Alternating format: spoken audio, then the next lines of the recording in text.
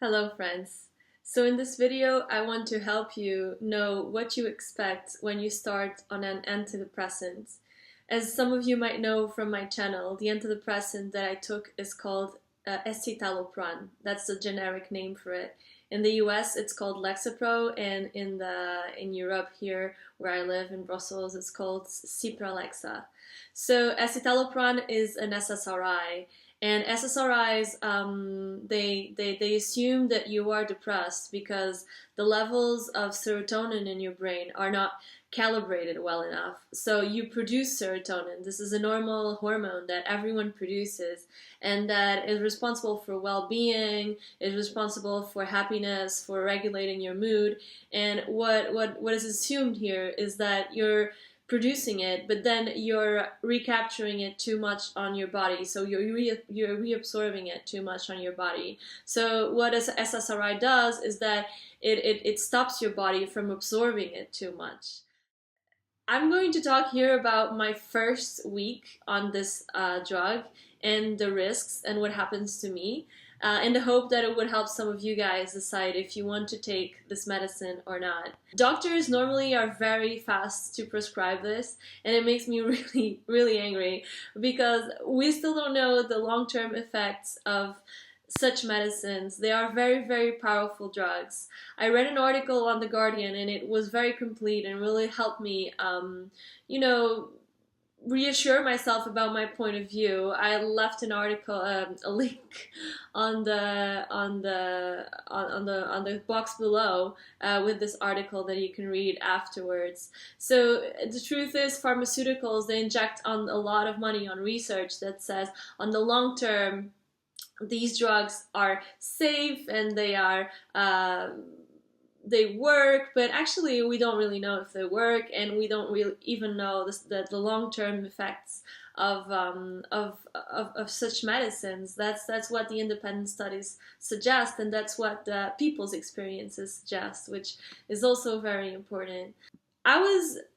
I had a relationship with a narcissistic person and I got thrown out of the house. You can look the story out when I talk about it in my video called My Experience on Antidepressants. And in the 2 months following that, I got majorly anxious. I was already anxious in the past, so the anxiety just extrapolated, and I was out of control. I couldn't sleep, I couldn't eat, I was crying every day. So my therapist at the time suggested that I would see a psychiatrist to take something that would help me get through this period. So I went to the psychiatrist and I was just crying. I was crying. I was devastated. I couldn't even speak. And this woman, she just gave me this bland look, like, okay. And she just said, okay, take this. It was the Escitalopram. Take 10 milligrams of this. And this was the beginning of my long-term bad experience with psychiatrists. I'm not saying they're all bad. That's not what I'm saying. I'm saying most of them lack the proper training to deal with mental patients because they're essentially medical doctors. They go to medical school, but they don't get psychotherapeutical training that is required to deal with someone that is suffering from anxiety or suffering from depression. So if you are in a state like that, showing empathy is the least that you can do. That's my opinion. So I didn't have that empathy. Instead, I just had a little introduction on this substance, and she told me the main side effects that you can have are headaches and nausea. Maybe in the first couple of days your anxiety is gonna get worse before it gets better. If only that was the only thing that happened. A couple of days later, after taking this pill, I went on a 1-week trip to hell, and I had to go to work. So it was insane. I don't know if any of you have ever tried MDMA. I personally have tried it, and this is the drug that I can compare it most to, but without the beneficial effects. Normally MDMA can bring you a sense of happiness, a sense of closeness to other people, a sense of a pleasurable body sensation in your body.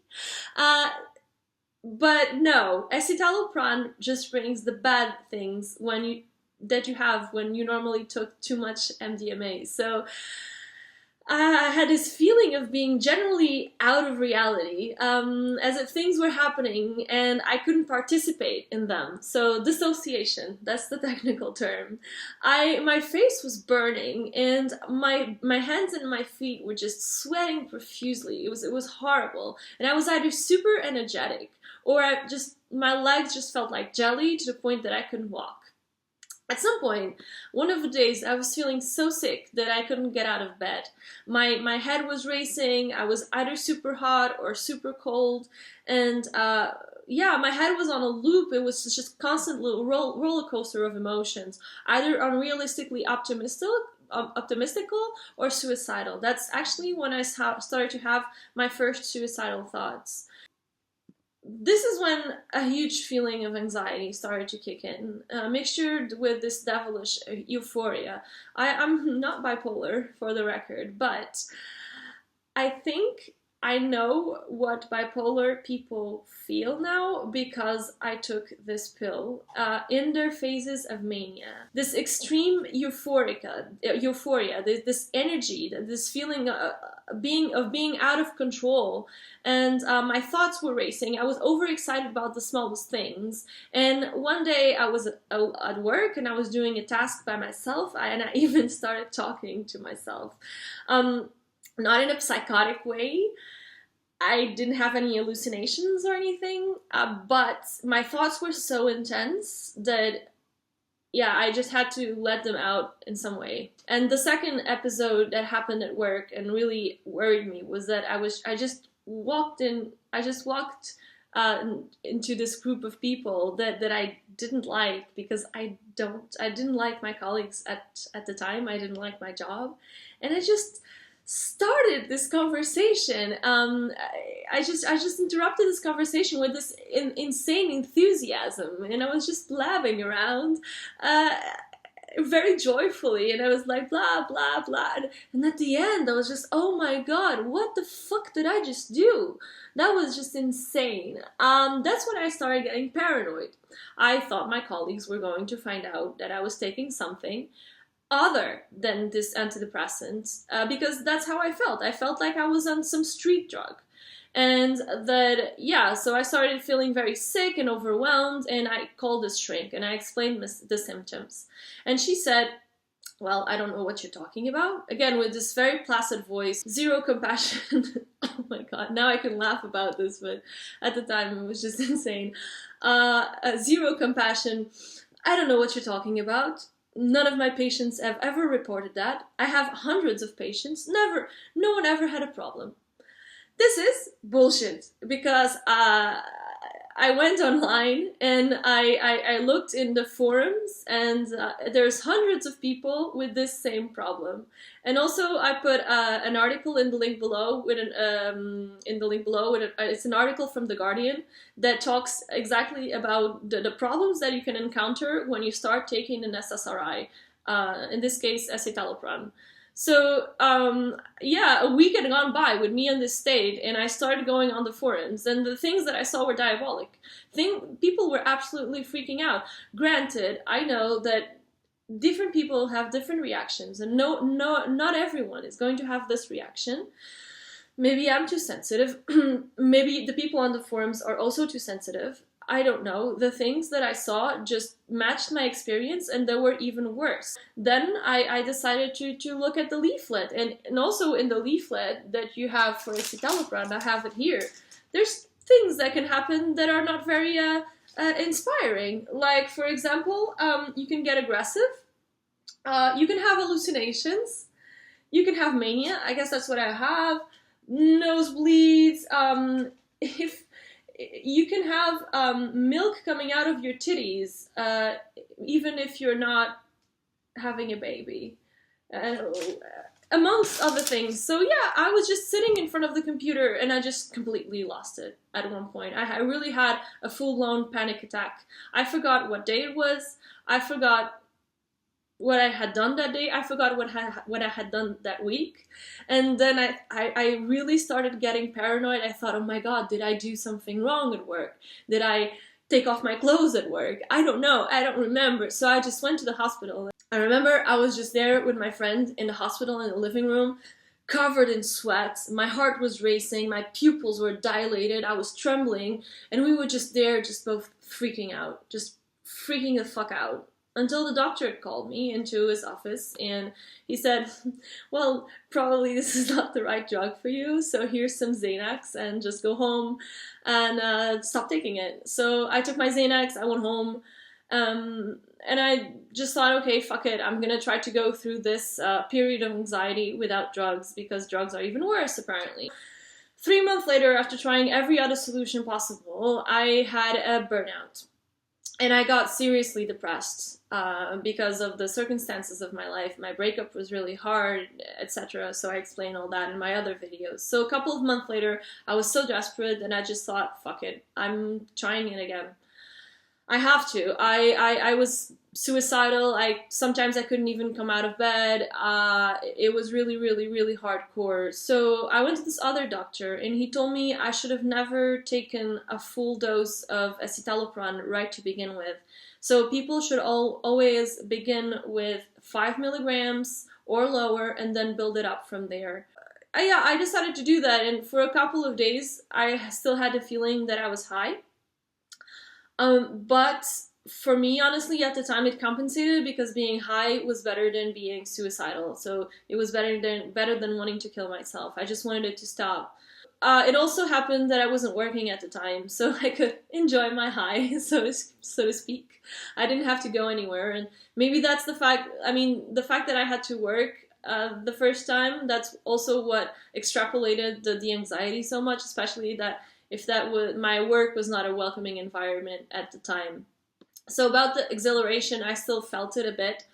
There was a week, I think week 2 after I started on these 5 milligrams, I started waking up very early in the morning, like 4 in the morning, and then I was super energetic all day and I couldn't rest. But I really wanted to try it this time. I didn't stop taking the drug. I just did a lot of exercise and meditation, and eventually it went away. So I guess my conclusions are, think twice before taking this shit. It's really powerful shit. And most doctors don't care what happens to you if they prescribe it. As this article say, they would rather believe the pharmaceuticals that pay them and tell them that this is a miracle drug and everything is fine, than to believe their patients who are mental patients. So I guess it's more comfortable to believe that your patient is a bit crazy, a bit anxious, or a bit depressed or whatever, and not take him seriously, than to question yourself about the things that you're actually administering to the people. So it's our responsibility to decide if we want to take it or not. In my personal opinion, I would say only take it if you're really, really desperate. I would only take it, and I only took it in case of crippling depression. The kind of depression where you can't move anymore and you only think about death or whatever. I know this sounds horrible, but yeah. That's my genuine advice. If you are suffering from a periodical state of anxiety, I would not recommend it, because you have to feel worse before you feel better. So why would you want to feel worse? That doesn't make sense. Just try something else. If you're feeling super anxious for a period of time and you know that's attributed to the circumstances of your life, try meditation, try therapy. Maybe you should go on a holiday. Maybe you should take a break. Maybe you should stop a bit in your life. Try everything you can before you start on antidepressants. If you're going to take it, start with 5 milligrams and build it up from there. And finally, I would suggest take a sick leave, because you're not going to be yourself during at least the first 1 to 2 weeks. You're going to get high and you're in for a ride, because it's high, as the song says, high all the time. So give yourself time to adapt to it. I would like to finish this video with a quote from psychiatrist John Giordini, that says that these are brain-altering drugs, and our overall experience with brain-altering drugs of all kinds, is that they tend to have detrimental effects on some proportion of people who take them long-term. All we know about the benefits, it's from short-term symptom reduction studies. And these studies, by the way, most of them are sponsored by pharmaceuticals. So independent studies, they can't really prove the benefit of escitalopram on the short term even. So the careful prescriber needs to say, well, in balancing the likely benefits and harms, I need to be very cautious about how much people benefit I'm expecting from it. And I need to be very generous about the possibility that the harms might be more than they appear to be. So, this is my input. I really hope it helps. I really hope it helps you make a decision. If you still have any questions, don't hesitate to contact me. And I wish you a wonderful journey. I hope you get better if that's the case. If you're suffering from depression, if you're just curious, don't forget to watch my other videos where I'll talk about general health and mental health and physical health. Okay, thank you for watching. Goodbye.